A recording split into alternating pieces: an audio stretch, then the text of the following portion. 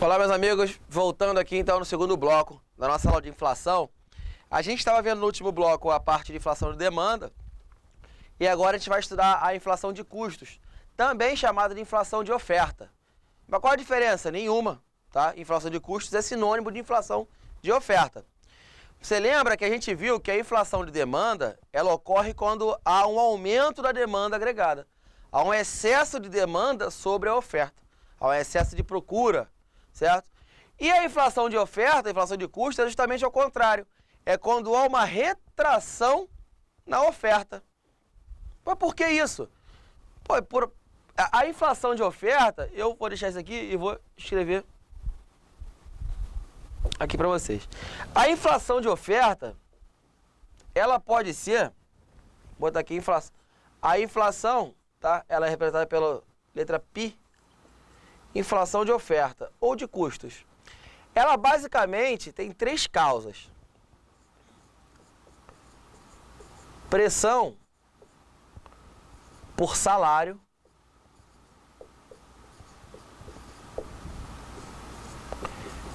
pressão por lucro ou os famosos choques de oferta.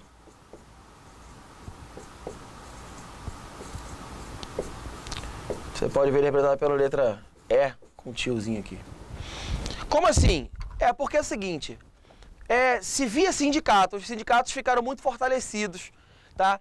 E através dos sindicatos, os sindicatos fazem uma pressão sobre as empresas, sobre determinado setor da economia, o sindicato dos metalúrgicos, sindicato dos professores, sobre o quê? Para ter aumento de salários para aquela categoria. Bom, uma categoria inteira fazendo pressão por salário, bom, salário é remuneração da mão de obra, certo? Então, se a mão de obra fica mais cara para quem está produzindo, automaticamente ele vai ter que aumentar o preço final dele para repassar uma parte do custo para o consumidor final. É assim que acontece na economia. Fala, mas é sacanagem. Fala, mas é assim, certo? Então, pode ter certeza, o empresário ele não vai arcar com o custo da inflação sozinho. Ele vai repassar boa parte ao consumidor final, a nós, usuários, certo? Então, primeira causa de inflação de oferta, o que gera uma retração de oferta, gera aumento dos preços, pressão por salário. Outra, pressão por lucro. O próprio empresário sente a necessidade de reajustar o seu lucro. Fala, esse lucro que eu estou trabalhando, essa margem de lucro, ela não é mais condizente com a minha atividade, pelo meu trabalho, pelo meu esforço, pelo meu custo de oportunidade. Então ele faz um markup, ele remarca, markup para cima, remarca o lucro dele. Fala, agora eu vou trabalhar com a margem de lucro de 30%, não é mais 20%. Aí como é que ele vai fazer isso? Como é que ele vai aumentar o lucro dele? Senhores, quem é lucro? Lucro é receita menos despesa. Ele conseguiu diminuir a despesa dele para produzir a mesma coisa? Não. Então ele tem que aumentar a receita. Como é que ele vai aumentar a receita? Aumentando o preço. Quando ele aumenta o preço, aumento generalizado de preço da economia é o quê? Inflação. Pressão por lucro é quando ele aumenta o preço. Aumentou o preço, gera inflação. Inflação de oferta. E os famosos choques de oferta. O choque de oferta é uma variável aleatória. Ela é imprevisível, inclusive. Não tem como você prever e remediar isso aqui. Na verdade, a gente tem vários exemplos práticos de choque de oferta. No sul, tem uma plantação de soja, de milho, e aí tem uma geada, uma praga, que destrói toda a plantação. Isso retrai a oferta, não retrai? Eu tinha uma oferta de milho de 1.000 toneladas. Se a praga estragou a minha plantação, a minha oferta vai diminuir, certo? Ou seja, o produto vai ficar escasso.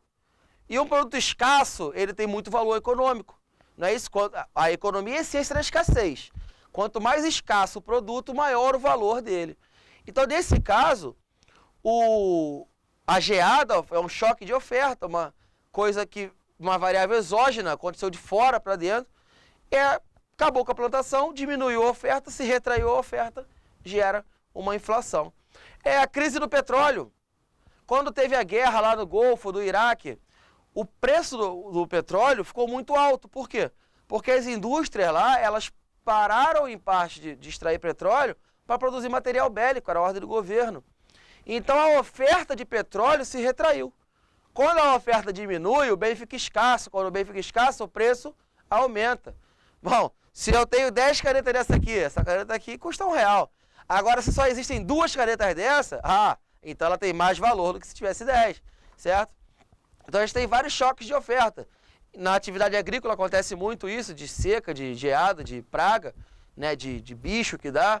E tem guerra, choques externos, guerra, crise do petróleo, crise internacional. Tá? Tudo isso afeta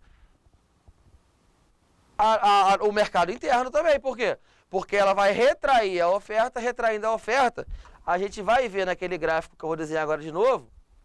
Quando retrai a oferta, olha o que acontece. Ó. Eu tenho aquele mesmo gráfico, onde eu tenho aqui o preço e na horizontal na abscissa a renda. Eu tenho uma curva de oferta agregada sempre positiva e eu tenho uma curva de demanda agregada sempre negativa, certo? Aí eu tenho aqui um ponto de equilíbrio, né? Vou botar aqui P1, Y1. E eu falei para os senhores que quando eu tenho uma pressão por salários, quando eu tenho uma pressão por lucros, ou quando eu tenho choque de oferta, eu retraio a oferta, certo? É uma política restritiva. Retrair que é andar para a esquerda. Lembra, contrário de senso? Quando eu aumentei a demanda, eu andei com a curva para a direita. Então já grava isso aí, ó. Quando eu faço uma política expansionista, quando eu aumento alguma coisa, a curva anda para a direita. Quando eu retraio, a curva anda para a esquerda. Qual curva? Qualquer uma, todas. Se eu fizer política fiscal restritiva, a curva de IS anda para a esquerda. Se eu fizer política, restritiva para a esquerda. Se eu fizer qualquer política expansionista, a curva anda para a direita. No caso, houve uma retração da oferta, então eu vou andar com a curva de oferta para a esquerda. Ela vai vir para cá. Quando eu ando com ela para a esquerda, o meu ponto de equilíbrio que era aqui em 1, passou a ser em 2, certo? Então eu vou ter um novo nível de preços, P2, e vou ter aqui um novo nível de renda, Y2. O que houve? Olha aqui, ó, no gráfico. Houve um aumento do nível de preços, P1 para P2, não é? Aumento no nível de preço chama-se inflação, gente. Como essa inflação é originária de uma retração da oferta, é uma inflação de oferta ou de custos. Só que olha só, houve um outro fenômeno também. Olha que interessante. Houve uma retração do mercado, a economia se desaqueceu. O nível de renda na economia diminuiu de Y1 para Y2. Gente, isso chama-se recessão. Então eu tenho no mercado um cenário de inflação com recessão. Esse é o pior dos mundos. Isso tem um nome? Tem um nome. Esse nome é chamado, ó, grava aí você. A CESP ainda não cobrou isso na prova de certificação no Banco do Brasil. Quem sabe não é esse ano? Estagflação.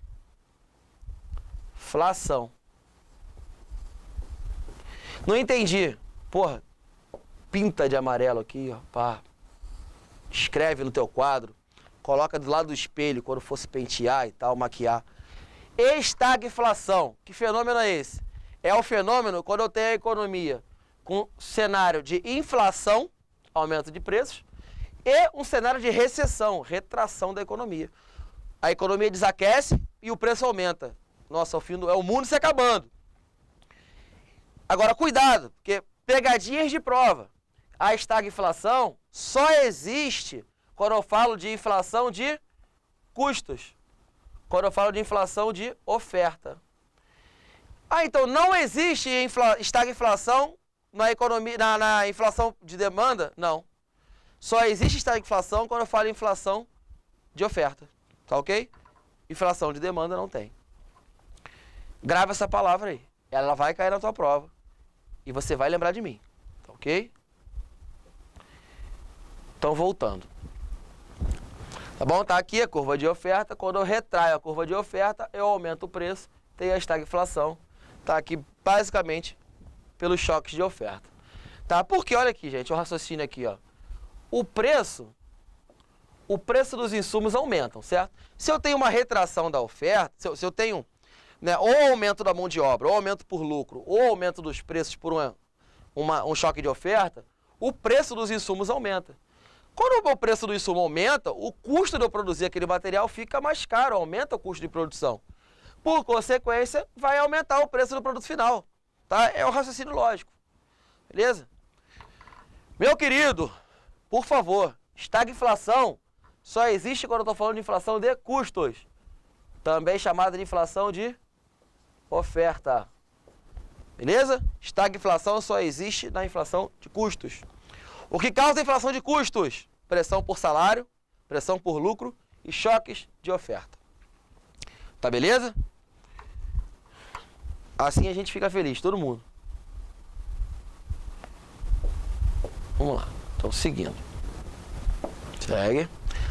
Bom, aí tem aqueles outros tipos de inflação que eu só citei para que não fique jogado no ar, se tem uma ideia, mas eles não são cobrados hoje na prova do CESP, tá bom? Então a gente vai ganhar tempo deixando isso um pouco de lado, tendo uma noção, e vamos trabalhar com o que o CESP cobra, porque ele tem um jeitão, gente.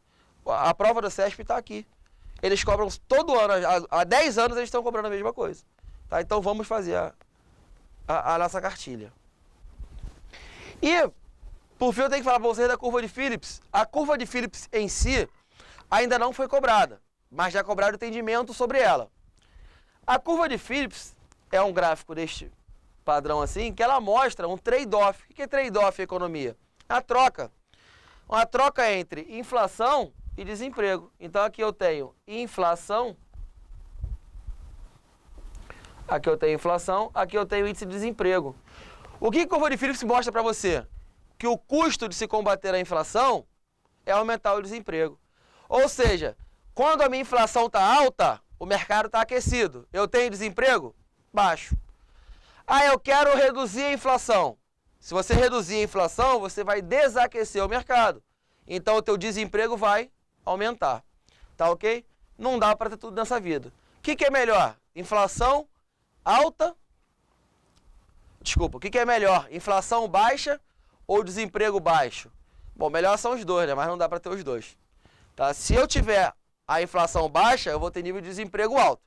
Se eu quiser acabar com o desemprego, eu tenho que aquecer o mercado, a inflação vai subir. Tá ok? Então isso é a curva de Phillips, ela mostra pra gente esse trade-off, essa troca.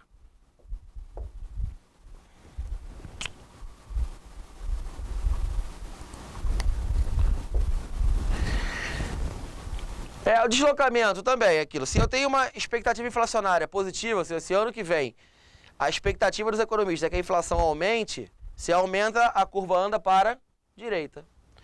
Ah não, a expectativa é que ano que vem tem uma deflação. O que é deflação? É o contrário da inflação. Se a inflação é um aumento generalizado de preços, a deflação é uma redução no nível de preços. Tá? Então, se eu tiver uma deflação, a curva anda para a esquerda. É uma retração da atividade econômica. E a curva de Phillips de longo prazo, ela é vertical.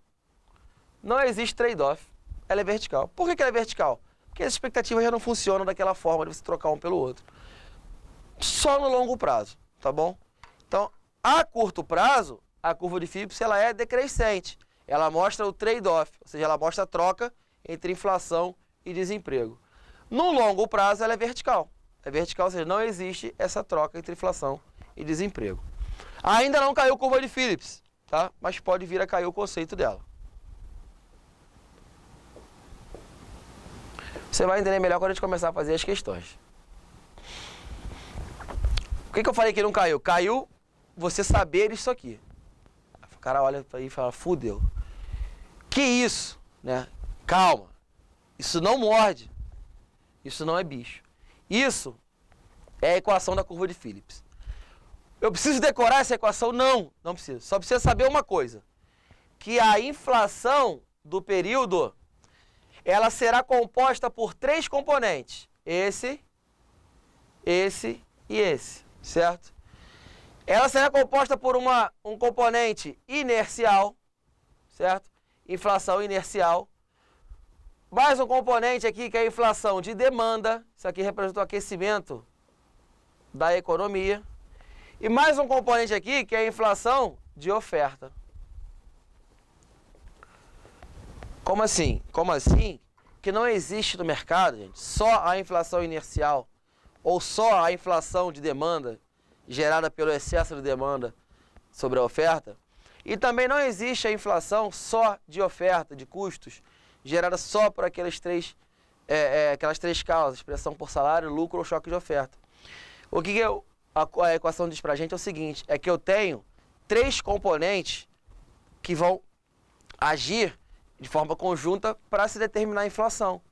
Eu vou ter um componente inercial, ou seja, é a expectativa inflacionária baseada na taxa passada. Eu vou ter a componente da demanda e a componente da oferta. Preciso decorar essa equação? Não, não precisa decorar essa equação. Você precisa saber que a inflação ela é composta por essas três componentes basicamente do mercado. Tá ok? Então, seguindo, a gente vai entrar agora nas questões de prova. Vamos ver como é que isso é cobrado, então, pelo CESP. Eu trouxe as questões exatamente iguais, caíram na tua prova, tá? Vamos ver o que o CESP quer que você saiba. Deixa eu tirar esse negócio aqui da frente. Aí. Vamos lá, questão do sexto certame, 2010. Fala o seguinte. De 1960, lá no quadro, até 94, o Brasil viveu um período de elevados índices de inflação. Sim. Com relação à inflação, assinale a opção correta. Vamos ver se o que a gente já viu até agora, a gente consegue matar essas questões. Primeiro ele fala o seguinte, ó, inflação é um aumento esporádico do nível geral de preços da economia. Esporádico? Negativo, né, gente? Negativo. Inflação é um aumento contínuo e generalizado no nível geral de preços, certo? Não é esporádico. Se subir o preço da banana hoje, do tomate amanhã, isso não é inflação. Inflação é um aumento contínuo do nível geral de preços. A gente viu isso no nosso primeiro slide, tá ok? Então a primeira tá falsa, mentiu. Letra B. Aumento generalizado dos salários dos empregados da economia caracterizaria inflação de demanda. Olha só a maldade dele. O aumento generalizado dos salários gera inflação? Gera. Mas essa inflação de demanda? Não. É inflação de custos. É inflação de oferta. Por quê? Eu aumento o preço do insumo. Que insumo é esse? Mão de obra. Se eu aumento o preço do insumo, aumenta o custo de produção. Certo? Isso é uma inflação de custos. Inflação de oferta. São sinônimos. Tá vendo? Letra C. Indexação de reajuste de contratos públicos ou privados provoca inflação de custos. Senhores, olha para mim. Indexação é quando eu marco um preço baseado no período passado. Isso é inércia. Isso é inflação inercial, não inflação de custos. Tá ok? Isso é inflação inercial. Grava palavras-chave. Falou em indexação, inflação inercial. Letra D. Gastos públicos sem controle levam à perpetuação de déficit orçamentário. Sim. O que é gasto público sem controle? O que é déficit orçamentário? É quando o governo gasta mais do que ele arrecada. Isso gera um déficit. E, consequentemente, a emissão monetária. Bom, a emissão monetária, quando o governo emite moeda para financiar o déficit, isso tem um nome. Ah, já caiu esse nome? Na prova de certificação, não. Mas já caiu isso na prova da Polícia Federal e outras provas que a CESP fez. Isso chama-se senhoriagem. Custa saber mais um nome? Não. O que é senhoriar? É até para você bater um papo depois no boteco, final de expediente, né? O pessoal que sai do banco já um pouco estressado, que tem que tomar um chopp, senta na mesa do bar e fala, que eu vi, o governo fez a senhoriagem. O que é senhoriagem? O governo, basicamente, não é ele que tem a Casa da Moeda, ele emitiu moeda para financiar o déficit público.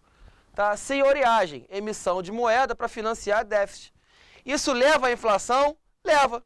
É uma inflação monetarista, porque eu estou aumentando a oferta de moeda. E eu falei para você lá atrás que a inflação monetarista é um tipo de inflação de demanda, certo? Eu estou aquecendo a economia. Quando eu aqueço o mercado, eu gero uma inflação de demanda. Então a letra D está certinho. E por último a letra E. Guerras em países produtores de petróleo tendem a causar inflação estrutural. Bom, uma guerra externa é um choque de oferta, não é isso? Lembra? É um choque de oferta. O choque de oferta, ele tende a causar uma inflação de oferta, uma inflação de custos, certo? Então, uma estrutural. O que seria uma inflação estrutural? Uma inflação estrutural é aquela inflação que é peculiar de uma região, país subdesenvolvido, que ele tem baixo nível de produção com altos custos. Então, isso automaticamente faz ele aumentar os preços. Mas não porque aconteceu algum fator externo, por causa da peculiaridade mesmo da região. Então, isso é uma inflação estrutural. Não é o que nós estamos falando. Nós estamos falando do choque de oferta, crise do petróleo, guerra. Tá uma variável aleatória imprevisível. E isso gera a inflação de custos, não a inflação inercial. Então, ele mentiu. Tá ok? Então, nessa questão do sexto certame, o gabarito é a letra D de dado. Letra D de dado. Esse é o nosso gabarito aqui. Tá bom? Dá pra ver que a gente já viu tudo isso aqui. Bem rapidamente, mas a gente já viu todos esses assuntos. Nada de novo. Tá? Se tiver alguma dúvida, qualquer coisa não ficou claro, ficou rápido, pode mandar um e-mail pra gente, me adiciona no Facebook, tá? Manda mensagem a hora que der, de madrugada, geralmente eu respondo. Tá ok? Gabarito da questão letra D de dado. Vamos seguindo?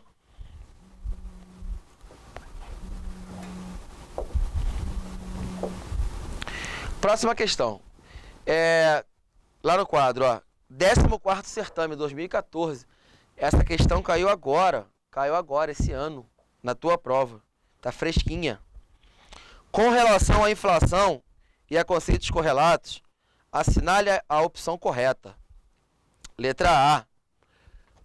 A inflação moderada é caracterizada por aumentos exponenciais dos preços de uma cesta de bens e serviços considerada típica. Não, gente, a inflação moderada, ela tem aumentos gradativos, lentos, não exponenciais. Aumentos exponenciais vão ocorrer quando a gente vai chamada a inflação galopante.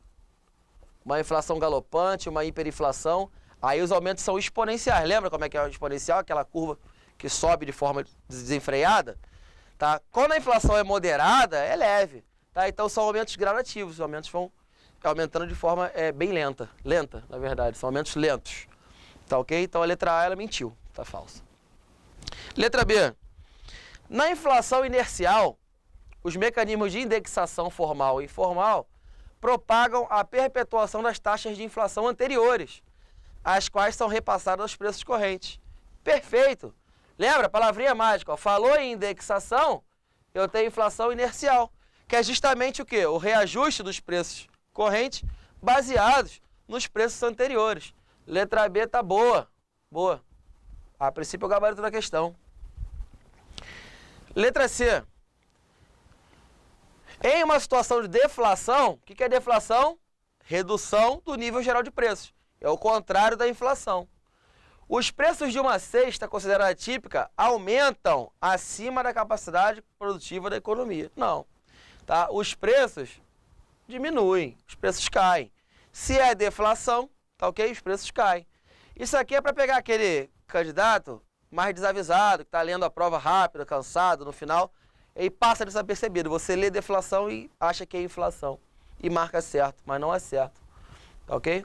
Deflação é redução dos preços. D.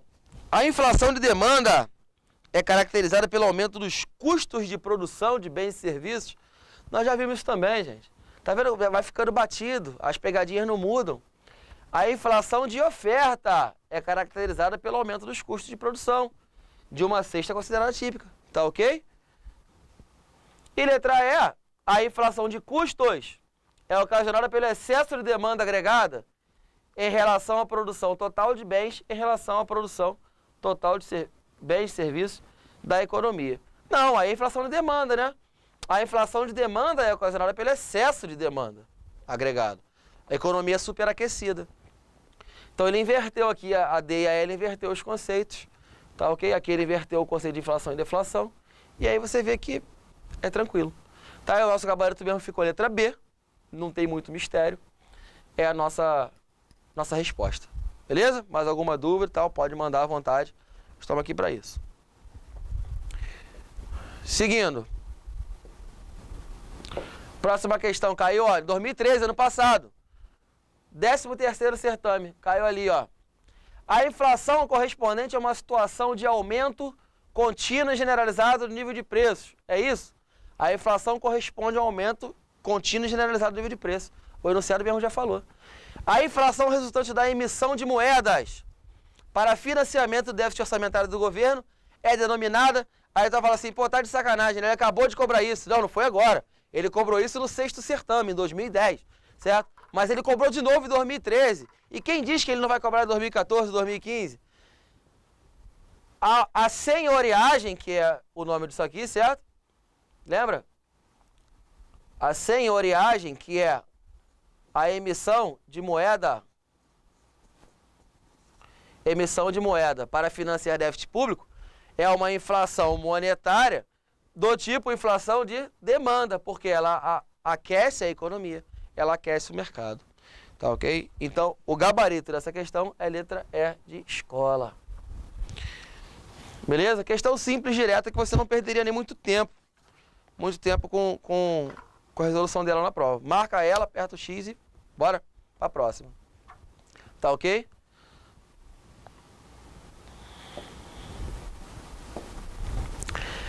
Quinto certame, o primeiro que a CESP fez, em 2009, fala o seguinte: a elevação no índice de preços, que é justificada pela maioria das empresas pesquisadas a esse respeito, como decorrente de reajuste recente do valor do salário mínimo. Ah, então a empresa falou que o preço final aumentou, você gerou inflação, por causa do aumento do salário mínimo. Pressão por salário. Caracteriza o fenômeno denominado inflação, inflação de custos ou inflação de oferta. Também é direto. Lembra a inflação de custos? Pressão por salário, pressão por lucro ou choques de oferta. Tudo isso gera uma inflação de custos ou uma inflação de oferta. Sinônimos. Tá beleza, senhores? Tá tranquilo? Não é nenhum bicho de 7 cabeças. Aí eu falo, é impossível errar a questão de inflação na prova. O pessoal acha que é sacanagem. Vai falando, eu quero errar a questão de inflação. Não consegue errar a questão de inflação, porque cai sempre a mesma coisa. Vamos ver mais então. Tem mais? Tem. Inflação cai em todas as provas, ó. Caiu no 7º certame também. Olha o que ele fala. Considerando que o cenário econômico de inflação corresponde a uma situação de aumento contínuo e generalizado, nível geral de preços, assinale a opção correta. Olha lá, ó.